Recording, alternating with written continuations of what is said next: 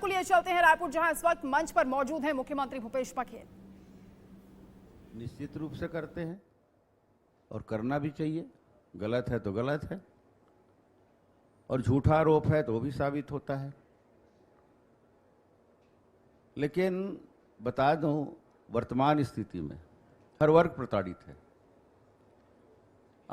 मैं पूरे हिंदुस्तान में ऐसा कोई राज्य नहीं है जो छत्तीसगढ़ में है अभी, जो 5 सालों में, अभी तो 3 महीना और बचा है, फिर तो विदाई है, अलविदा है उनसे।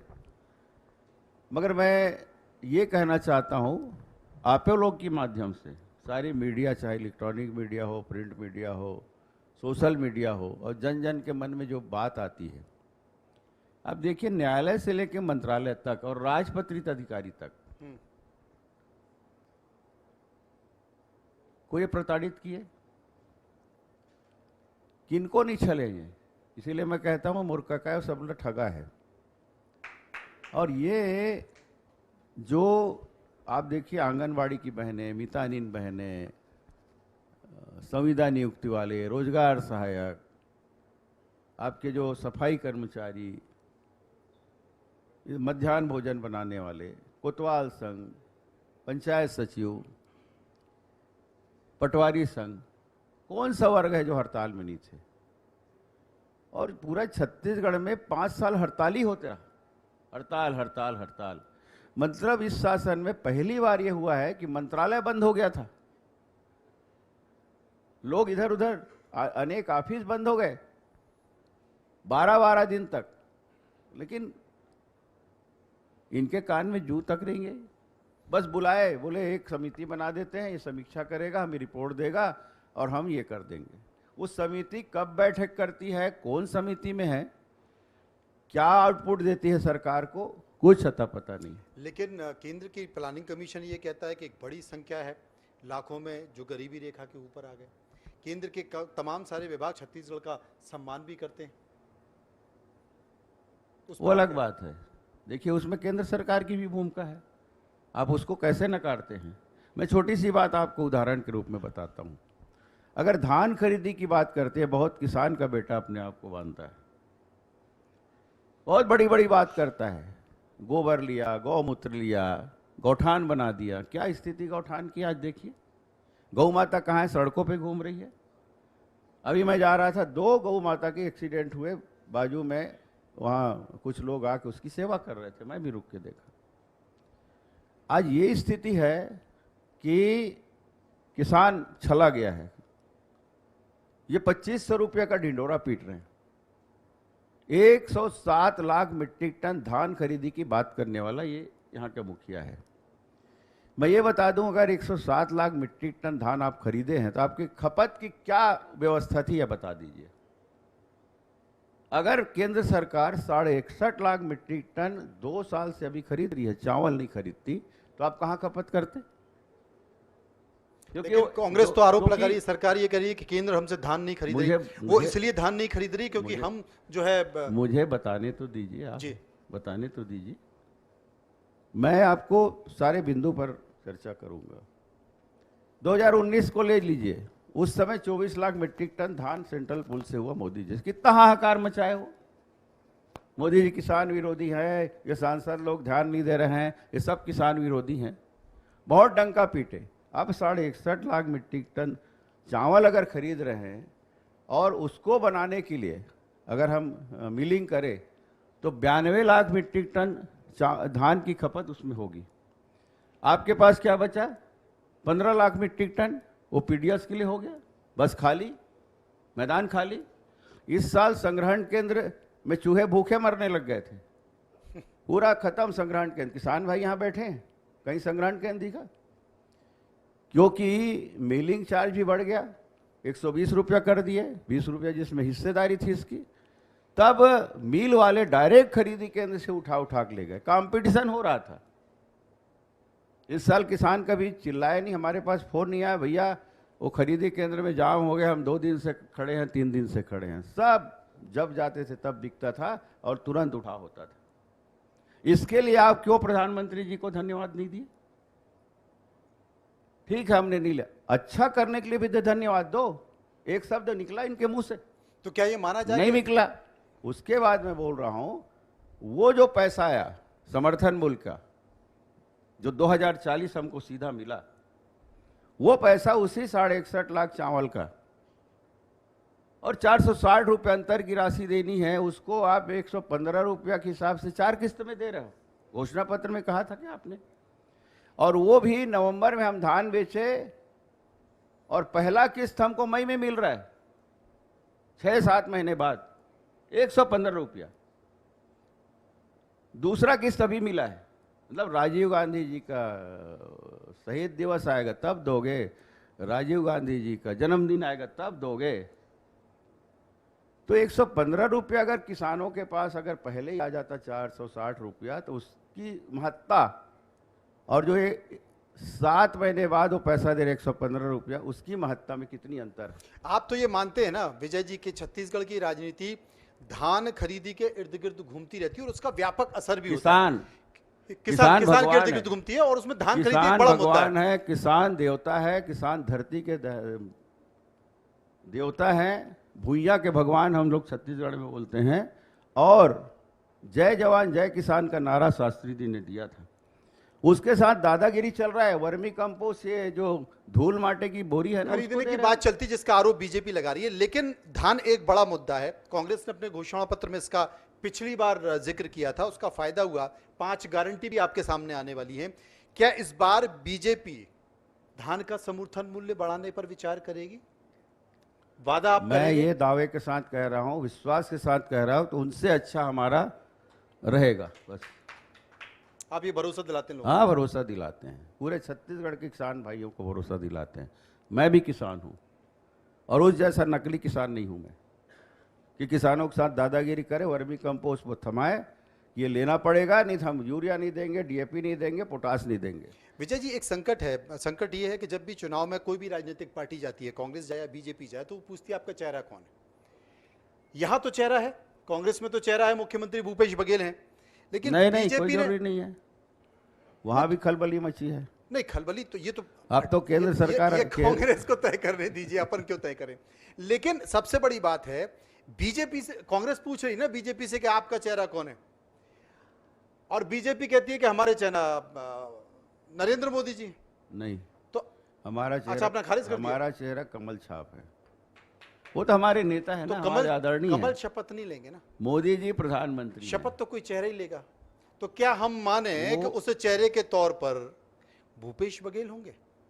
अरे हमारी पार्टी भूपेश बघेल क्यों होगा भाई? माफ कीजिए, भूपेश नहीं, विजय बघेल होंगे। माफ कीजिए, विजय बघेल होंगे। नहीं, ऐसा नहीं है। क्यों? विजय बघेल तो एक साधारण व्यक्ति है जिसे ये सौभाग्य मिला है आपके सामने बैठ के मैं हिम्मत से बात कर पा रहा हूँ। हमारी पार्टी, अगर विजय बघेल भूपेश बघेल को चुनाव हरा है। देते हैं तो क्या मुख्यमंत्री का चेहरा नहीं, विजय बघेल होंगे? ऐसा नहीं है, ऐसा नहीं है। ये कोई परिपाटी नहीं है, ना मेरा अधिकार है।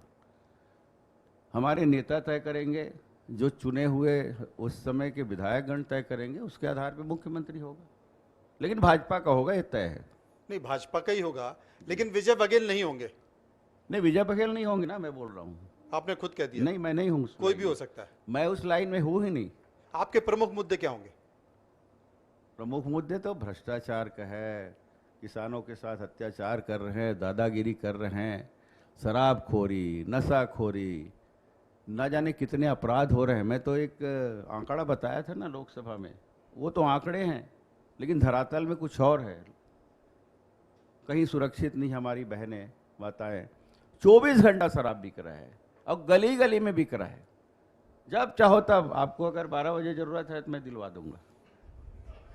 तो ये मैं तो स्थिति है। नहीं पीता हूँ, इसलिए मेरा कोई परिचित का मिलेगा तो मैं जरूर आपसे संपर्क करूंगा। एक उदाहरण दे रहा हूं, मैं भी नहीं पीता, लेकिन ये बात सत्य है। और आए दिन, और उसके लोग गुंडागर्दी करेंगे, जिसको मारेंगे उसी के खिलाफ, मार खाने वाले के खिलाफ धारा लगता है, उसको जेल होता है। मतलब पुलिस प्रशासन पंगु बने काम कर रही है। वो भी अब प्रताड़ित महसूस करे अपने आप को। सारे अधिकारी कर्मचारी प्रताड़ित हैं। क्या करे भैया, क्या करे भैया, अब नहीं चाह के भी करना पड़ रहा। इस तरह की बातें। दो चीज है, एक तो आप कह रहे हैं कि सारे अधिकारी कर्मचारी कह रहे हैं कि साहब हम प्रताड़ित हैं, क्या करें भैया। दूसरी तरफ बहुत सारे अधिकारी कर्मचारी ज्ञापन भी दे रहे हैं कि ईडी और इनकम टैक्स जिस तरीके से प्रदेश में सक्रिय है, हम काम नहीं कर पा रहे हैं। और कांग्रेस ये कहती है कि साहब पार्टी तो हमसे उस तरीके से नहीं लड़ रही है, लेकिन इनकम टैक्स, ईडी या तमाम जांच एजेंसियां बीजेपी की बी टीम बनकर हमारे खिलाफ काम कर रही हैं। नहीं, जो बदमाश जो चोरी करेगा, जो भ्रष्टाचार करेगा, ऐसा थोड़ी है। भाई कितने अधिकारी हैं? हजारों अधिकारी हैं। अब 5-10 घर अधिकारी के ऊपर अगर जा रहा है तो सत्यता है इनके साथ मिली भगत है, इन्हीं भ्रष्टाचार नेताओं के, मुख्यमंत्री के साथ पूरी टीम है उनकी। और पहले जो टीम थी वो सारी टीम अभी नई बन गई। क्यों बन गई? शुरू में जब आए थे ये सारे बदल गए इनके स्टाफ। क्यों बदले? क्योंकि इनके लायक नहीं थे। वही कुछ लोग ईमानदार थे, और यहाँ बहुत अधिकारी ईमानदार हैं जो छत्तीसगढ़ को संवारने में, सजाने में लगे। ज्यादातर तो वही है, बहुत सारी संख्या वो भी है जो पहले वहां थे वो अब यहाँ है, काम तो कर ही रहे। ऐसा नहीं है, जो गलत है वो गलत है। उस समय हमारे संरक्षण में थे, हमारी रीति नीति चलते थे, लेकिन अब उनके संरक्षण में है, उनके नीति से और उनके आदेशों का पालन कर रहे हैं। क्योंकि तमाम जो विपक्षी गठबंधन है उसमें बात बंगाल से निकल कर आती है, बात महाराष्ट्र से निकल कर आती है, बात तमाम विपक्षी पार्टियों की सरकारें जहाँ जहाँ हैं वहाँ से निकल कर आती है कि बीजेपी की जहाँ सरकारें वहाँ पर जांच एजेंसियाँ उतनी एक्टिव नहीं हैं जितनी कि जहाँ विपक्षियों की सरकारें, कांग्रेस की सरकार, टीएमसी की सरकार या दूसरी पार्टी की सरकार, शिवसेना, उद्धव की सरकार थी, वहाँ पर छापे होते हैं, वहाँ पर उस तरीके से कार्रवाई हो रही है। इसे कैसे देखें? जहाँ भ्रष्टाचार होगा वहाँ कार्रवाई होगी। बीजेपी की सरकारों में भ्रष्टाचार नहीं है? बीजेपी के लोग भी, कई लोग दायरे में आए हैं, अनेक नाम आए हैं, कुछ चुने हुए नाम आए हैं, उसके साथ कार्रवाई हुई है। क्यों नहीं हुई है? हुई है। और प्रधानमंत्री जी खुद बोलते हैं। अब देखिए, किसी के बेटे ने कुछ कर दिया, वो कभी सहयोग किए, तुरंत बोले इस पर कार्रवाई होना चाहिए। यहाँ तो संरक्षण दिया जाता है, मेरा है छोड़ो, 100 खून माफ। ये स्थिति हमारे यहाँ नहीं है। और जो गलत है गलत है, चाहे भाजपा के हो, चाहे कांग्रेस को, चाहे कोई भी, अपना हो पराया। एक अंतिम सवाल पूछना चाहता हूँ, महंगाई असर करेगी? देखिए, महंगाई तो सदा से चलने वाली मुद्दे है, सदियों से चल रहा है। वो असर नहीं करता। अब आप महंगाई की बात किए तो अब शराब में आ जाता हूँ। हम लोग के समय में 60 रुपया, मैं कह रहा हूँ टमाटर में आ जाते हैं। 60 रुपया पौवा, 60 रुपया पौवा था, अभी 120 रुपया पौवा होगा। उसके लिए क्यों नहीं चिल्लाते लोग? कम से कम पीने वाले के संगठन बनाते और हड़ताल करते सरकार के खिलाफ। मतलब आपका कहना है कि अगर टमाटर महंगा है, अगर जीरा महंगा है, तो शराब भी महंगी होगी। देखिए, उसमें सरकार का, चाहे कोई भी सरकार रहे, कोई दोष नहीं है। ये तो जब उत्पादन कम होगा और मांग ज़्यादा होगी तो बाजार की एक नियम है, ये तो बढ़ने हैं। उसके लिए सरकार कहाँ दोषी है बताइए?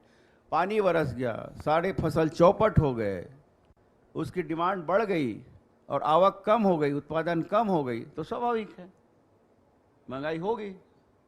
इसमें सरकार कहाँ से कंट्रोल करने जाए? तो मतलब ये मुद्दा नहीं है, अगर कोई भी चीज़ महंगी हो जाती है, ये मुद्दा नहीं है, ये परिस्थितियों के अनुसार है, इसको हमको स्वीकारना पड़ेगा। परिस्थिति के अनुसार हो उसको तो स्वीकारना ही पड़ेगा।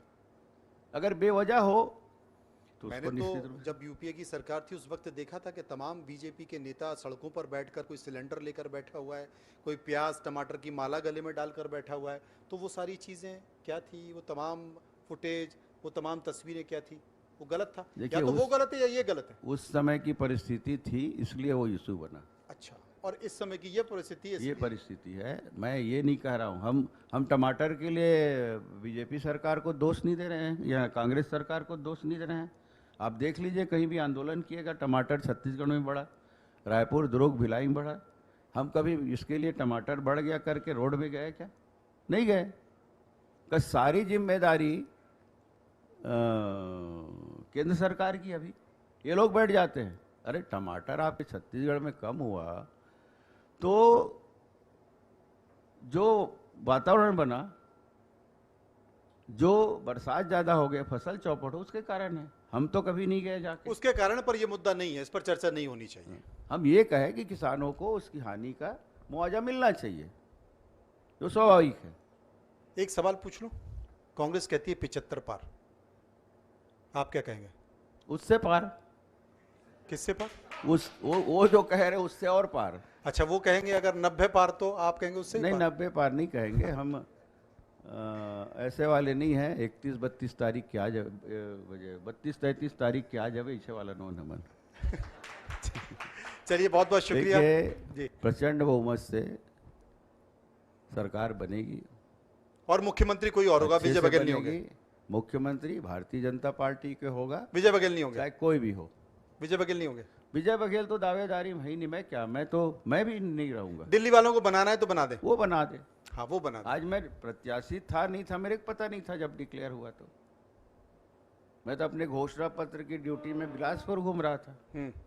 अचानक मैं जब उसी सिलसिले में गया, रतनपुर महामाया मंदिर के दर्शन किए, माता जी का दर्शन किया। जैसे ही मैं दरवाजे से बाहर निकला, ट्रस्टी लोग पानी वानी पिलाने के लिए जैसे बिठाए मेरे को, पानी भी नहीं पिया था और समाचार आया। मेरे छोटे भाई ने कहा, भैया ये सही है क्या, देखिए। वो 21 की लिस्ट निकली, आपका नाम है। तब मुझे पता चला। ऐसे ही कोई अचानक किसी मंदिर से आप बाहर निकलेंगे और फोन आ जाएगा कि देखिए, वो तो तय हो गया। भगवान, देखिए सबकी किस्मत में लिखी है, जो वही हुई जो राम रची राखा। चलिए, बहुत बहुत शुक्रिया आपका और करेंगे। मुसलमान भाई भी बोलते हैं वही होगा जो मंजूर खुदा होगा। मंजूर बस खुदा एक ही होगा। लाइन की बात है। बहुत बहुत शुक्रिया करेंगे, भगवान विजय जी हमारे साथ मौजूद सबकी रहे। किस्मत लिख दी है। हमारी शुभकामना आपके साथ, लेकिन ये तो चुनाव परिणाम ही तय करेंगे कि किसकी जीत होगी और किसकी हार होगा। जी, बहुत बहुत जी, शुक्रिया। जी जी, धन्यवाद। और आप सबको भी बहुत